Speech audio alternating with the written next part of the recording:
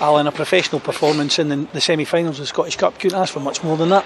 No, it's nice, and it sounds nice and all, but we'll see who we get later on in the draw. I don't know, obviously, who that's going to be, but the most important thing today was that we were in the draw to go to Hampden, and we've done that. And you know, listen, I think we've played better before, you know, but today was not about how we performed. It was about making sure that we were in the hat, and the players have done exactly that.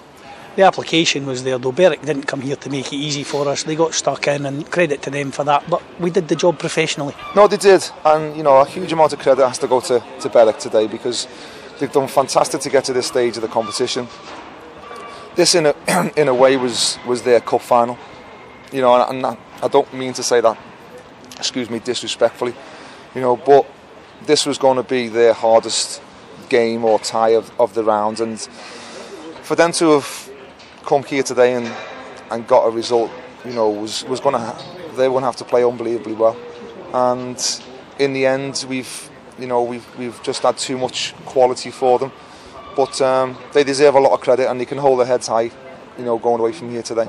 The important thing in these types of games is to get the first goal. Jason Cummings did that. It then changes their game plan. They've got to open out a wee bit. Yeah, and that's the same in most games, you know. If we can score that first goal, then it gives the opposition a real problem, you know, because we're going to more often than not be on the ball and dominate possession, and it gives them a problem. Do they keep the score down, or do they try and go for an equaliser? And obviously when they do that, gaps can appear, which can help us. So, you know, delighted that we're in the next round, most importantly. Lewis Stevenson's now matched David Gray. That's the two of them now got more goals this season than they scored in their careers prior to it. Yeah, and I thought that was the best goal of the game. You know, from the move to the one-touch passing to the getting on the end of the next ball. I thought it was, you know, it was a really good, well-worked goal, and you know, I think Louis finds himself in a strange position that, you know, he's celebrating goals now. He's never known what to do or how to do it, you know, but he's certainly further up the pitch than I think than what he's ever been, and he's enjoying it. He's a brilliant lad, you know. He's probably one of the nicest guys I've come across in football, and all the players love him, and I think you can see from the celebrations that everybody loves him, and I think the fans have really took to him and all. You know, he wears his heart on his sleeve, he gives 100% every time he plays, and you can't ask for more than that. I think the fact that he's getting into these positions more often now, he's becoming more composed when he gets there. It was a real good finish.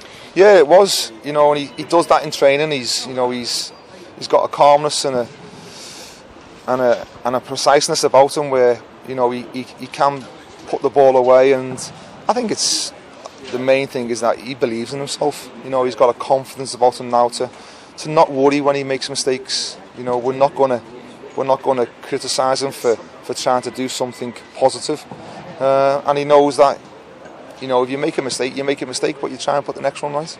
2-0 though, still that scoreline. If they get the next one, it puts it all back in the melting pot. The third one was important. Sam Stanton in the right place to take advantage of the parry out from the keeper from Dominic Malonga's shot. Yeah, you know, I think obviously the third one does kill the game, and I think even at 2-0 we were doing okay without, you know, being anything, you know, too positive. I thought we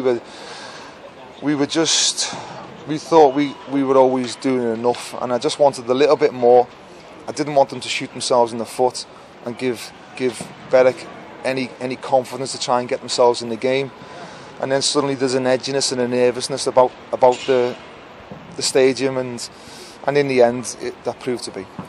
Liam Fontaine put the icing on the cake with a bullet header. You'd have been proud of that one yourself. I would have been, but I missed it because I went down the tunnel to the toilet, but I got told everything about it. So he's threatened that most of the season. He's, you know, I think probably in every game there's probably been, you know, more often than not at least one chance where he's had an opportunity to score. So, you know, he's a threat. The scoreline wasn't important today. You know, it really wasn't. So we wait for the draw later on, then we can put the cup back to bed for a wee bit important league business again on Wednesday night against Livingston. Yeah, we move on very quickly. You know, we'll enjoy the result today. We'll enjoy the result tonight. The players won't, but we'll be in tomorrow, and then we're back to league on Wednesday. We've got an important game at Livingston. At home to Livingston. Any changes planned for that one? I noticed you took sort of McGeoch off early today just to give him a rest. I'm just trying to manage the squad. I want to put the strongest team out that I feel possible. I won't be taking any chances and resting 3 or 4 and bringing other players in and making too many wholesale changes. There'll be as and when I see fit.